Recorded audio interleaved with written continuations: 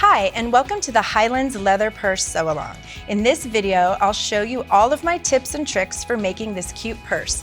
I love this purse for so many reasons. It fits just what you need for running errands, a night out, or any time you're on the go. This is a great project if you have never worked with leather before, and you can even sew this on your home sewing machine.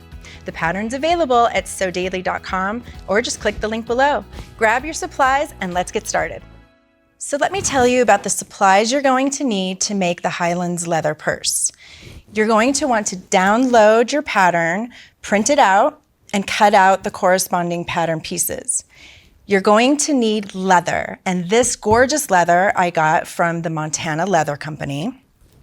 You're going to need bias binding, a zipper, coordinating thread, a marking tool, binder clips, grommets, leather sewing machine needle, and leather glue.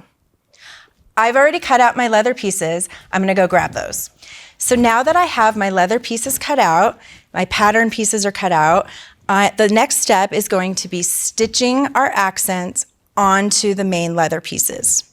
So the markings are on our pattern, and you can see those, but with leather, you can't use pins. Pins will leave permanent perforations in your leather. And so the best bet is to use a clip, and I'm simply using a binder clip from the office supply store. So the first thing I want to do to make sure that I get perfect placement of my accent pieces is to turn the pattern piece face down, my leather piece over the top, right side up, and then my accent piece, and I'm going to kind of look on the other side at those lines, and you'll see them on the pattern piece, and I want to line up on the short sides the leather, and I'm going to use a clip, and I'm going to slide it under the pattern because we don't want to sew the pattern, and then just move to the other side, lifting the pattern piece and the leather and lining up those markings. And you can see, like, once I have those perfectly aligned, I can remove the pattern and place my binder clip. So there I have the accent piece on my main, and we're gonna do the exact same process with the side pieces and the side accents. So I'm gonna grab my pattern, I'm gonna place it upside down. My leather is on the top of that. And I'm looking at the markings of the pattern and making sure that the raw edges of those leather are lined up, and slip the binder clips right underneath the pattern so you get perfect placement of your accent pieces. So once you have those in place, you're going to go to your machine and we're going to top stitch those right onto the main leather.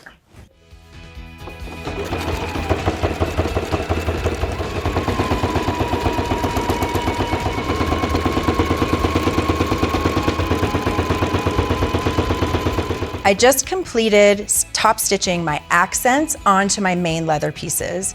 I did that on the Designer Ruby by Husqvarna Viking, and it has a setting for leather, which then called for a Teflon foot. Makes it much easier to sew leather. Okay, so now we're going to move on to the grommet insertion. And to place the markings for the grommets, you will cut out the holes. Those are the markings on the pattern piece, and you'll place that onto your side piece, and again, lining up those accent lines, and you're simply going to use a marking tool and make a mark on your pattern piece. Again, marking on the wrong side of the leather, not on the right side of your leather. You remove the pattern piece, and then you're going to place the grommets following the manufacturer's instructions on the package. So I already have my grommets in place. Let me grab those. So here are my two side pieces. They're top stitched, and I have my grommets in place. So up next, we're going to insert our zipper. Okay, so the next step is going to be to insert our zipper into our purse. When you cut out your pattern pieces, you cut out 2 1-inch squares, and those are zipper tabs. And the purpose of the zipper tab, when the bag is finished, it makes a really nice professional looking zipper. I have gone ahead and stitched my zipper tabs onto my zipper using an 1/8 inch seam allowance. And when I did that, I had it clipped with my binder clips, because remember, we're not pinning our leather, we're clipping the leather.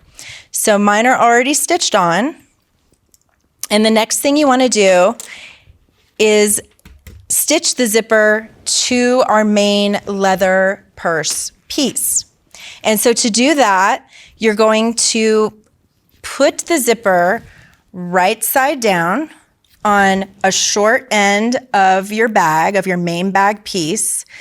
And I'm going to clip that into place. Again, with binder clips, not with our pins. And just a few will work. You don't need to go crazy here. And just clip it on. And then I'm going to go to my machine. Now, our pattern calls for a zipper foot, but I'm going to keep the Teflon foot on my machine and just move my needle over to the left so that I'm stitching a little bit closer to the teeth, but still have the use of the Teflon foot, which allows the leather to slide under the presser foot much more easily.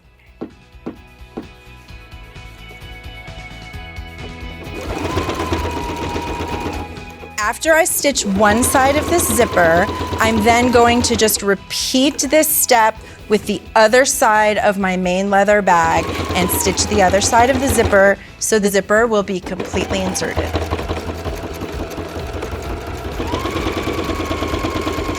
Okay, so I have stitched my zipper to both sides of the short ends of my main bag, and afterwards I finger pressed that seam allowance away from the zipper, and I went ahead when I was at the machine and I did some top stitching on the right side to make it look nice and professional. That also keeps the leather away from our zipper when you're zippering the bag.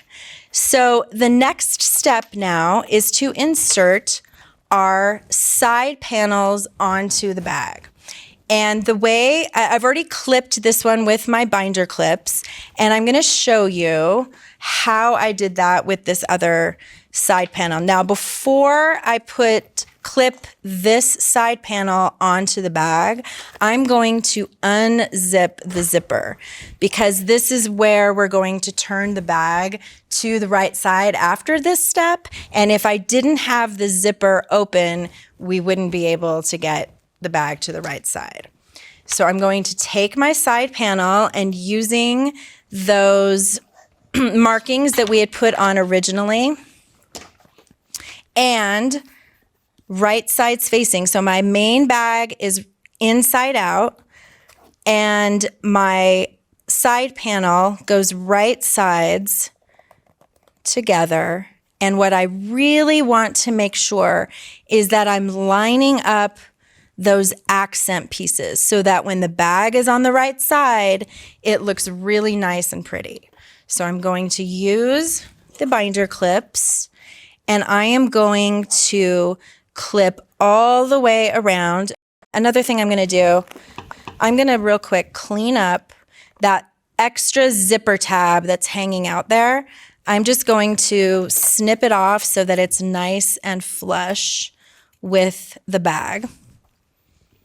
And then as I'm clipping, it may be helpful to snip into the main bag, the sides of the main bag, to give yourself a little bit more room to wiggle this circle in place. Don't clip the side panel, but you can clip the main bag just a bit, like about 1/8 of an inch or so, just to give yourself a little bit more leather to work around the circle. And once you have it all nicely clipped, you're going to go to the machine and you're going to stitch around the circle and stitch those in place. So I'm going to finish clipping, and then I'll head over to the machine.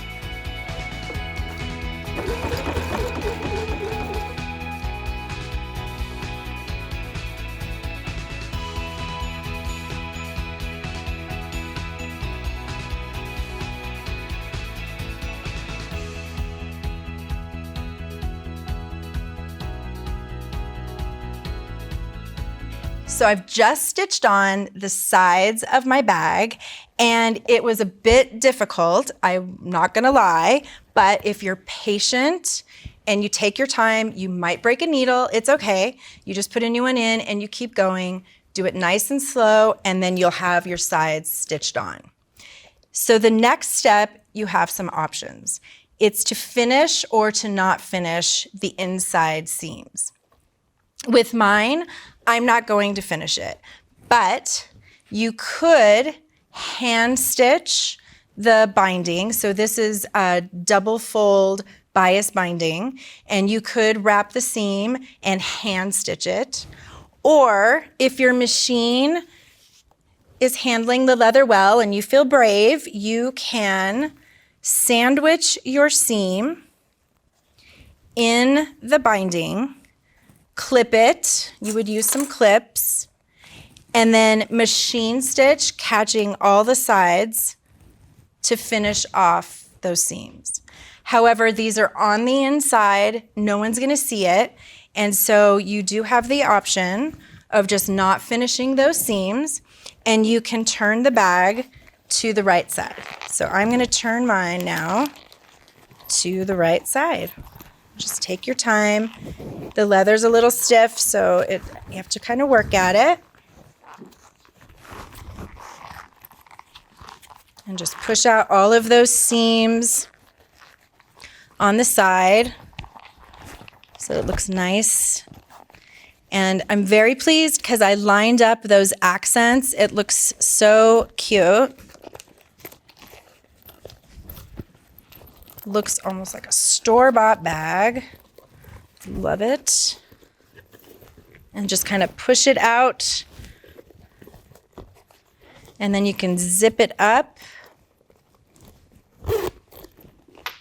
And so there's the main part of the bag. We're all done. And so the next step is to work on our strap. And here is my 3/4 inch by 40 inch strap. And you're going to use a leather glue, and there's lots of options out there, but run a bead of leather glue. I'm not going to show you this. Press it down. And then you would clip it if you need to hold it in place and let that dry for about 24 hours. But with the magic of video, I already have my strap complete. Now you're going to notice that my strap is a bit longer than what the pattern calls for. And that's because I want to wear my purse crossbody. So if you have enough leather, you can cut 2 lengths of the strap like I did. And then I simply, when I glued, I overlapped the 2 and pressed those together. Because the next step is going to be top stitching this strap once the glue is dry. And once I have it stitched, I won't see that seam where I joined the 2 pieces together. So I'm gonna go to my machine and I'm going to top stitch down the entire length of my strap, and then I'm gonna come back and we'll finish off the bag.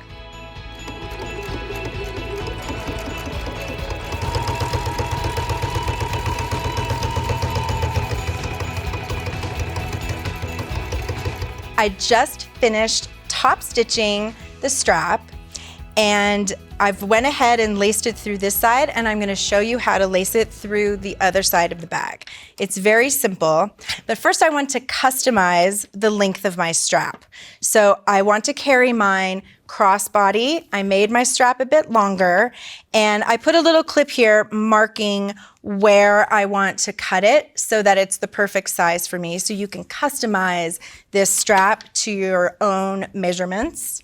And I am just going to shorten this just a little bit.